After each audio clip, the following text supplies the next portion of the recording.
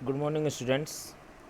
तो कल हम पढ़ रहे थे, कल हमने शुरू किया था फिजिक्स का सेकंड पेपर न्यूक्लियर।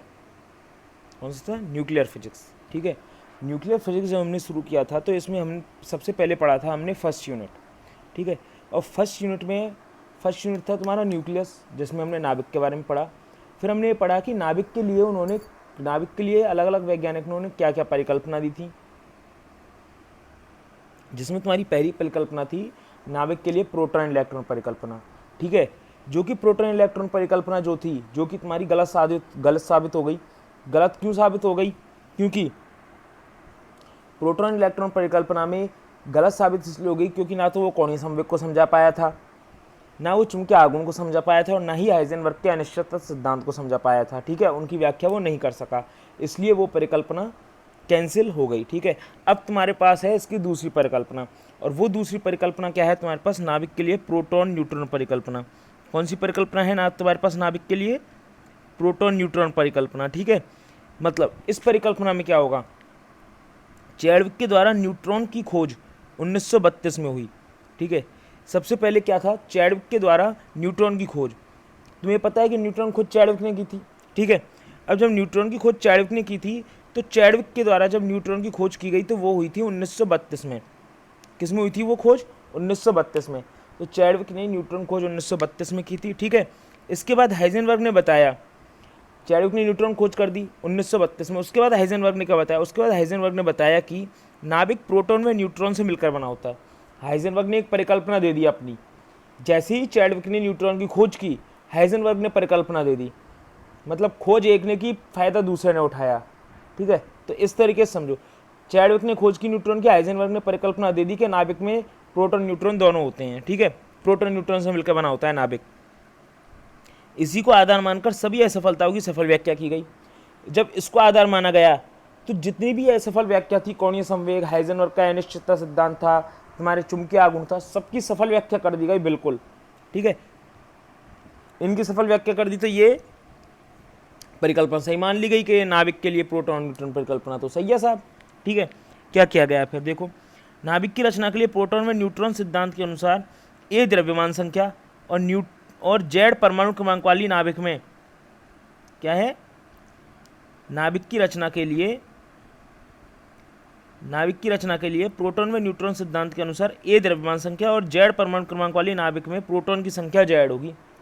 जेड परमाणु क्रमांक प्रोटॉन संख्या जेड होगी और न्यूट्रॉन की संख्या ए माइनस जेड होगी। क्या होगी? ए माइनस जेड। जैसे यहाँ देखो, U9238, Z790, Z7, A14, P7, proton 7 हो गए, n बराबर 7, n माइनस है 7, न्यूट्रॉन कितने हो गए? 7। ठीक है, अब देखो इसके द्वारा व्याख्या कैसे की गई, कोणीय संवेग को कैसे समझाया गया। तो देखो, सबसे पहले कोणीय संवेग को समझाने की सफल व्याख्या की गई। कोणीय संवेग को किस तरीके से समझाया गया, ठीक है, उसकी सफल व्याख्या कैसे हुई, ये देखो। नाभिक में प्रोटॉन में न्यूट्रॉन की संख्या का योग द्रव्यमान संख्या के बराबर होता है। तुम्हें ये पता है कि नाभिक में प्रोटॉन और न्यूट्रॉन की संख्या का योग द्रव्यमान संख्या के बराबर होता है। यदि ए सम हो, क्या हो? द्रव्यमान सम हो, तो कोणीय संवेग 0 या एच कट के पूर्ण गुणज के रूप में होगा। यदि द्रव्यमान संख्या सम हो तो जो कोणीय संवेग होगा 0 या एच के पूर्ण गुणज के रूप में होगा, और यदि ए विषम हो तो कुल कोणीय संवेग विषम अर्धपूर्णांक होगा। तो अगर ए विषम हो तो कुल कोणीय संवेग क्या होगा? विषम अर्धपूर्णांक होगा। तुम्हें पता है ए सम है तो पूर्ण गुणज के रूप में होगा, पूर्णांक होगा, और यदि ए विषम है तो अर्धपूर्णांक के रूप में होगा, इसीलिए कुल कोणीय संवेग विषम अर्धपूर्णांक के रूप में होगा। कैसे? क्योंकि नाइट्रोजन में 7 प्रोटॉन व 7 न्यूट्रॉन होते हैं, अतः नाभिक के लिए कुल कोणीय संवेग एक पूर्णांक राशि होगी, जो कि प्रयोगों के अनुसार सत्य है। ठीक है, अब नाइट्रोजन में क्या होते हैं? 7 तो पूर्णांक, 7 तो प्रोटॉन हो गए और 7 न्यूट्रॉन हो गए, दोनों ही विषम राशि हैं, तो जो कोणीय संवेग होगा वो कोणीय संवेग क्या होगा? जो कोणीय संवेग होगा वो कुल कोणीय संवेग पूर्णांक राशि होगी, जो कि प्रयोगों के अनुसार सत्य है। तो कोणीय संवेग को समझा दिया इसने। ठीक है, कोणीय संवेग की सफल व्याख्या कर दी। अब उसके बाद अब चुंबकीय आघूर्ण की सफल व्याख्या कैसे की है देखो। जो चुंबकीय आघूर्ण था, प्रोटॉन और न्यूट्रॉन के लिए चुंबकीय आघूर्ण न्यूक्लियर मैग्नेटॉन की कोटि का होता है। प्रोटॉन में न्यूट्रॉन के लिए चुंबकीय आघूर्ण होता है वो न्यूक्लियर मैग्नेटॉन की कोटि का होता है, मतलब म्यू एन। ठीक है, म्यू पी के लिए क्या होगा? मैग्नेट्रॉन न्यूक्लियर 2.193 म्यू एन चुंबकीय आघूर्ण, न्यूट्रॉन के लिए माइनस का 1.913 म्यू एन होगा। ठीक है, अब हम जानते हैं कि नाभिक के लिए कुल चुंबकीय आघूर्ण न्यूक्लियर मैग्नेट्रॉन कोटि का होता है। हम जानते हैं नाभिक के लिए कुल चुंबकीय आघूर्ण होता है वो कहता है न्यूक्लियर मैग्नेट्रॉन कोटि का। अतः हम कह सकते हैं कि नाभिक में प्रोटॉन व न्यूट्रॉन उपस्थित होते हैं। क्या होते हैं? नाभिक में प्रोटॉन व न्यूट्रॉन उपस्थित होते हैं। ठीक है, अब तुम्हारा तीसरा टॉपिक आता है हाइजेनबर्ग अनिश्चितता सिद्धांत को समझाने में सफलता। इसको समझाने में कैसे सफलता, मेरी ध्यान से देखना। यदि न्यूट्रॉन नाभिक में उपस्थित हो तो उसकी स्थिति में अनिश्चितता डेल्टा एक्स होगी। मान लिया कि न्यूट्रॉन नाभिक में उपस्थित है तो उसकी स्थिति में अनिश्चितता डेल्टा एक्स मान ली। हाइजेनबर्ग अनिश्चितता सिद्धांत से क्या होगा? हाइजेनबर्ग अनिश्चितता सिद्धांत से क्या होगा? Delta x dot delta P बराबर एच के इक्वल होता है ये। ठीक है, तो डेल्टा पी बराबर एच अपॉन डेल्टा एक्स आ गई। डेल्टा पी की वैल्यू एच माइनस 10⁻⁻34 और डेल्टा एक्स की वैल्यू 10⁻⁻14 10⁻⁻20 किलोग्राम मीटर पर सेकंड। ठीक है, यह संवेग में अनिश्चितता यदि न्यूनतम हो, यदि संवेग में अनिश्चितता न्यूनतम होगी तो यह न्यूट्रॉन के न्यूनतम संवेग को प्रदर्शित करेगा। न्यूट्रॉन का न्यूनतम संवेग जैसे इलेक्ट्रॉन का न्यूनतम संवेग प्रदर्शित किया था, ऐसे न्यूट्रॉन का न्यूनतम संवेग प्रदर्शित करेगा। अब हम जानते हैं कि ऊर्जा संवेग समीकरण से, हम ऊर्जा संवेग समीकरण हमने पढ़ रखा है, तो हम ऊर्जा संवेग समीकरण से क्या जानते हैं? हम ऊर्जा संवेग समीकरण से ये जानते हैं कि ई स्क्वायर बराबर पी स्क्वायर सी स्क्वायर प्लस एम स्क्वायर सी की पावर 4, पी एम स्क्वायर सी स्क्वायर एम एन स्क्वायर सी की पावर 4। एम क्या? न्यूट्रॉन का द्रव्यमान हो जाएगा। ठीक है, तो यहाँ देखो, अगर यहाँ वैल्यू रखो, पी मिनिमम की वैल्यू रख दी, सी की वैल्यू रख दी, एम एन न्यूट्रॉन की वैल्यू रख दी, क्योंकि न्यूट्रॉन का क्या होता है 1.67 × 10⁻⁻27, जबकि इलेक्ट्रॉन का क्या होता है 9.1 × 10⁻- कितना 2731 होता है। ठीक है, कितना होता है 9.1 × 10⁻⁻31। ठीक है, क्या होता है -31 इलेक्ट्रॉन का, जबकि नाभिक का -27। अब यहाँ से वैल्यू निकालो, देखो ये वैल्यू यहाँ से वैल्यू निकालो, इस तरीके से वैल्यू निकालो। प्राप्त पद में द्वितीय पद प्रथम पद की तुलना में अधिक है, इसमें जो दूसरा पद है ये पहले पद की तुलना में ज़्यादा है कि नहीं? क्योंकि यहाँ देखो, यहाँ पावर 2 है, यहाँ पावर 4 है, यहाँ जबकि माइनस में पावर का 2 है, यहाँ माइनस की पावर 4 है और प्लस की पावर 4 है, मतलब ये वैल्यू ज़्यादा है। ठीक है, तो प्रथम पद को नगण्य ले लें। अब पहला पद अगर हम नगण्य ले लें तो हमारे पास बचा एम एन स्क्वायर सी की पावर 4, ई बराबर एम एन स्क्वायर सी यार।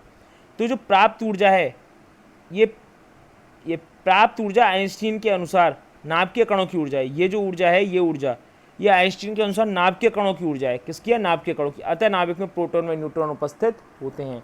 तो नाभिक में क्या है? प्रोटॉन व न्यूट्रॉन उपस्थित होते हैं, क्योंकि ये नाभिकीय कणों की ऊर्जा है, इसलिए हम क्या कह सकते हैं? नाभिक में प्रोटॉन व न्यूट्रॉन उपस्थित होते हैं। ठीक है, अब तुम्हारे लिए क्वेश्चन है, द्रव्यमान क्षति और बंधन ऊर्जा की परिभाषा लिखो। मतलब एक क्वेश्चन के रूप में लिख रहा है, इसको हम आगे करेंगे। द्रव्यमान क्षति एवं बंधन ऊर्जा की परिभाषा करो और द्रव्यमान संख्या के साथ प्रति न्यूक्लियन बंधन ऊर्जा में परिवर्तन को आरेख द्वारा प्रदर्शित करो एवं उसकी व्याख्या करो।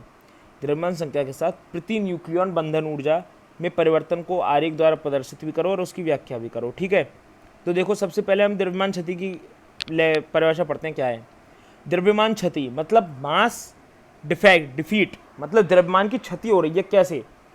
किसी नाविक का द्रव्यमान उसके अवयवों के द्रव्यमान के योग के तुल्य होना चाहिए। मतलब क्या है? कोई भी नाविक है उसका द्रव्यमान किसके तुल्य होना चाहिए? उसके अवयवों के योग के। मतलब कैसे?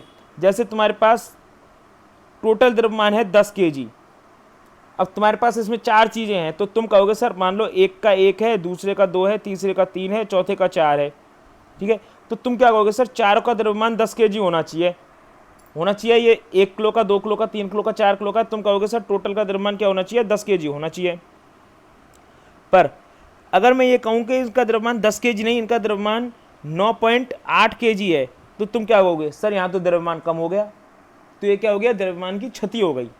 ठीक है, अब देखो कैसे, उसके अवयव के द्रव्यमान के योग के तुलना चाहिए, परंतु यह पाया गया कि किसी भी नाविक का द्रव्यमान उसमें उपस्थित प्रोटॉन व न्यूट्रॉन के योग से कम पाया जाता है। जितने प्रोटॉन होते हैं, जितने न्यूट्रॉन होते हैं, उनके योग से कम पाया जाता है। ठीक है, जैसे देखो एक जेड परमाणु क्रमांक ए द्रव्यमान संख्या वाले नाविक का द्रव्यमान एम ए जेड या एम ए जेड मान न्यूक्लियनों के द्रव्यमान के योग जेड एम पी प्लस ए माइनस जेड एम एन से कम प्राप्त होता है। इस कमी को द्रव्यमान क्षति कहते हैं। इसे डेल्टा एम से दिखाते हैं। किससे? डेल्टा एम से, किससे, डेल्टा एम से द्रव्यमान क्षति को, ठीक है। अभी द्रव्यमान क्षति निकालेंगे कैसे, ये होता है कम, ठीक है। एक्सपेरिमेंट किया है साइंटिस्ट ने, तब बताया है, देखो कैसे निकालेंगे। डेल्टा एम बराबर जेड एम पी प्लस ए माइनस जेड एम एन, ये तो प्रोटॉन न्यूट्रॉन का द्रव्यमान है, और जबकि ये टोटल पूरे परमाणु का द्रव्यमान है, तो ये हम निकालेंगे और तब देखेंगे, ठीक है। जहाँ प्रोटॉन एम पी प्रोटॉन का द्रव्यमान, एम एन न्यूट्रॉन का द्रव्यमान, ठीक है। अब यदि जेड प्रोटॉन व ए माइनस जेड न्यूट्रॉन को अनंत से लाकर एक नाभिक की रचना की जाए, जेड तो प्रोटॉन है और ए माइनस जेड न्यूट्रॉन है, दोनों को अनंत से लाकर एक नाभिक की रचना की जाए, तो उसमें कुछ द्रव्यमान, जब दोनों चीज़ों को कंबाइन करेंगे तो कुछ द्रव्यमान है वो ऊर्जा के रूप में बाहर निकल जाएगा। किसके रूप में, ऊर्जा के रूप में। इस कारण नाभिक का द्रव्यमान उसके अवयवों के द्रव्यमान से योग से कम प्राप्त होता है। इस कमी को द्रव्यमान क्षति कहते हैं। इस कमी को क्या कहते हैं हम, द्रव्यमान क्षति। जब हम प्रोटॉन न्यूट्रॉन को लाके जब रचना करेंगे ना नाभिक की, तो जो नाभिक में से कुछ द्रव्यमान है वो ऊर्जा के रूप में बाहर निकल जाएगा, उसे ही हम द्रव्यमान क्षति कहते हैं, ठीक है। आज सिर्फ इतना ही पढ़ेंगे, आज की क्लास खत्म करते हैं, ठीक है।